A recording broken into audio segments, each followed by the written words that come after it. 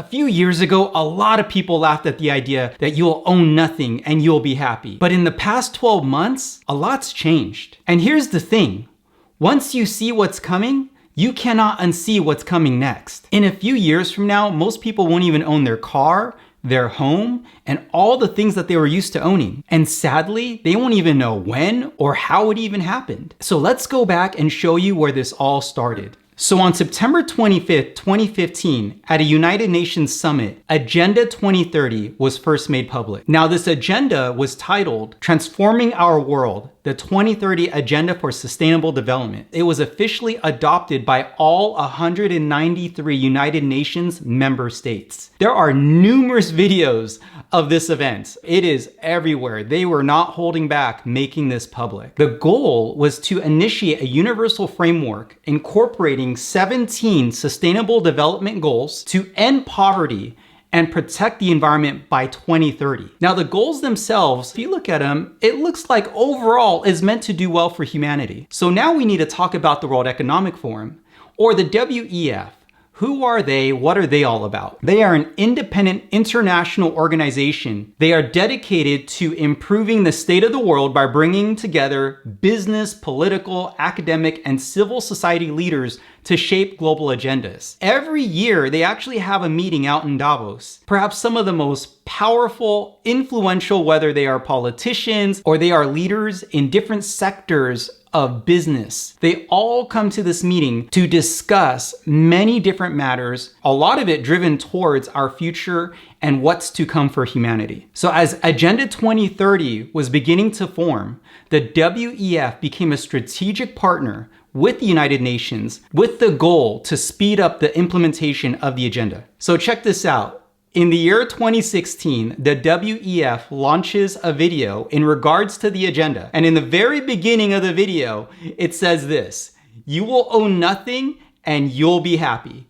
Whatever you want, you'll rent, and it will be delivered by drone. Imagine, this was around 10 years ago. It was polarizing. There was a lot of backlash. The WEF actually took down the video from numerous sites, but you could still actually find it on their Facebook page. Regardless of the video being taken down, it sent ripples throughout the world. People were thinking, how's that even possible? How could we even be happy with that? Now remember, this was the year 2016. Back in the day, the cost of owning a home was a lot less. The notion of cars driving themselves was still very science fiction, and we were just so used to just buying our stuff. But regardless of how the world felt about it, the WEF and so many leaders, they felt very strongly about it. They were actually quite bold about it. This was my initial thoughts. It's not about the you will own nothing part. What got to me more was the notion of you'll be happy about it. I couldn't wrap my head around that. How are people gonna be happy about that? But then last year, I started to see it. And I was like, oh shoot,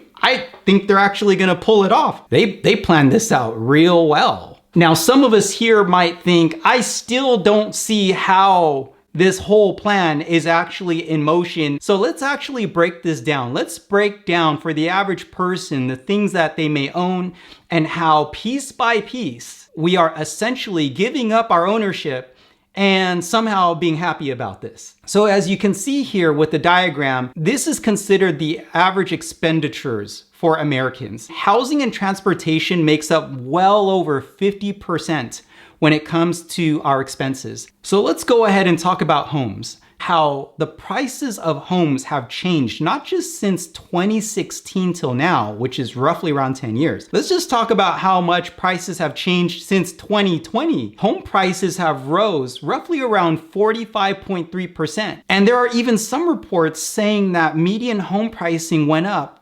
56% since the year 2020. And because of that, it is pricing out a lot of people. Now, here's another article showing that the average home buyer is now aged at 59. That's nuts.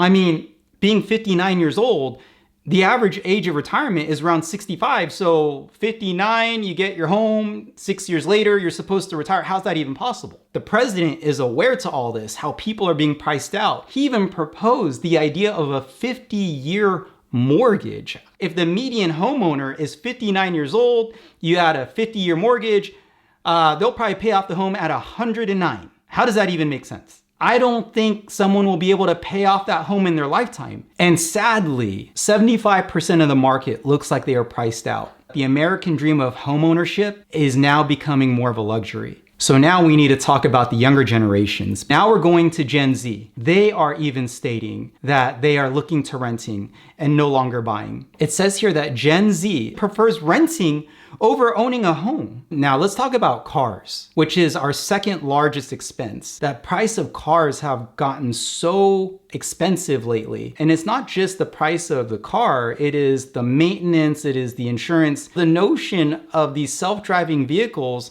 are actually becoming appealing. The WEF actually spoke about this, talking about the future of vehicles, and they even brought up the idea of using an app to summon a car that is driverless to pick us up and take us wherever we need to go, eliminating the need for wanting to own a car. We could see it's actually a race that's going on right now. See Jeff Bezos spending tons of money getting into Zoox. We see Elon really pushing the cybercab. He wants to start producing this vehicle in a matter of months. Now, if we know anything about Tesla, many times, whenever they say something goes into production, maybe expect it years later. Even if it does come years later, it should still come well before the year 2030. We can even see with Gen Z postponing, putting off, or not even really caring about getting a driver's license. Even they themselves are realizing, wow, cars are pretty expensive. I have to deal with the maintenance. Why should I have this expense when I could just call an Uber? Imagine when cars can drive themselves. So now with the two biggest expenses covered, let's talk about the rest of the expenses. Food, we know it's not really about ownership because we buy food, we consume it. Healthcare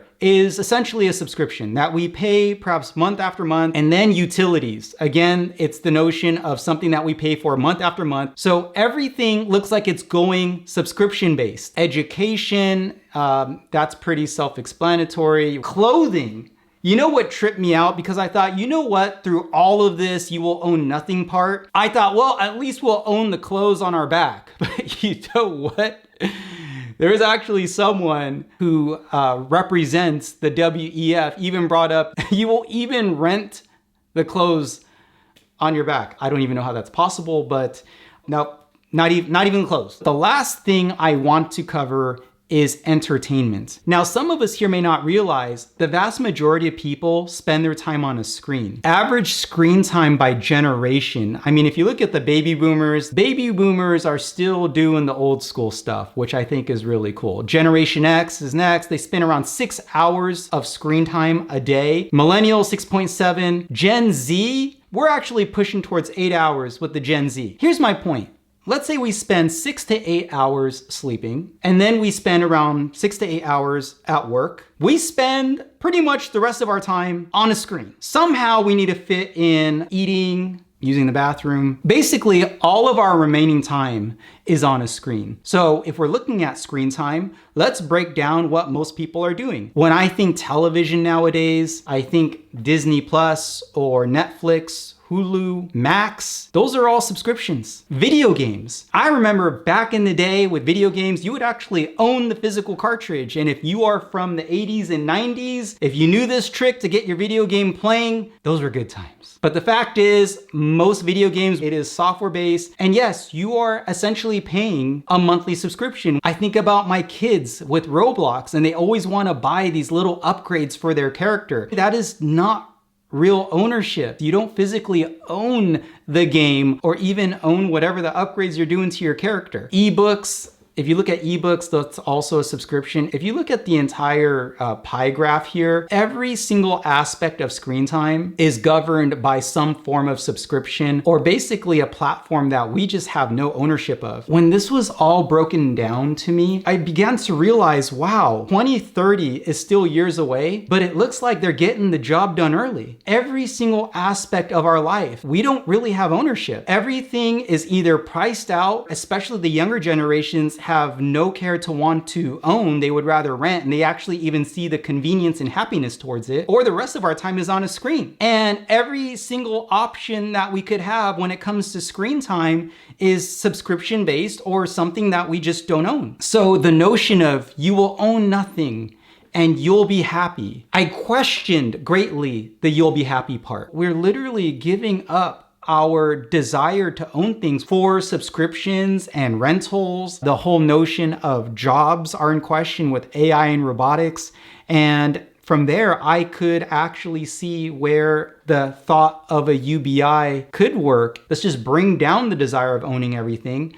Let's make everything subscription based, because when it comes to subscriptions of services, there's really not a huge cost to that. Whatever they're gonna pay, if there is a UBI coming out, could actually handle the daily expenses. You know, a movie that comes to my mind is Ready Player One. When I first saw the movie, I laughed at first at the beginning of the film where they showed the community and everyone was at their home. It was not really a home. It was everyone living in these high-rise it looked like low-income housing, but everyone was on video games and virtual reality. And that was just their life. That everyone essentially stayed at home, had VR glasses on, and they were living through their avatar. What if that movie was sending a hint of what the future could possibly be? So when it comes to the notion of you'll own nothing and you'll be happy, I could actually see how it's playing out. Now, I'm not here to say whether I agree or disagree with it, because seriously, everything is going to take its course no matter what. I think the older generations could be the last generations that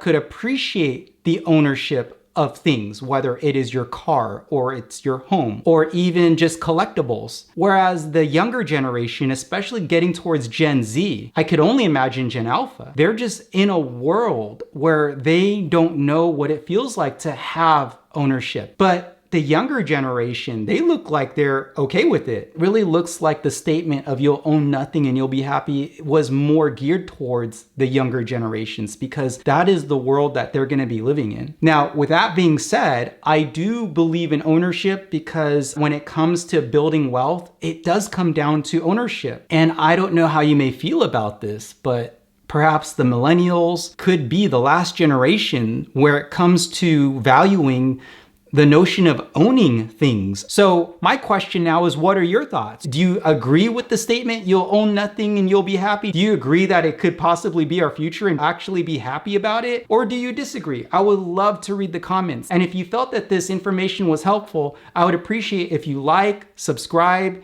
even hit the bell icon, and I look forward to the next video.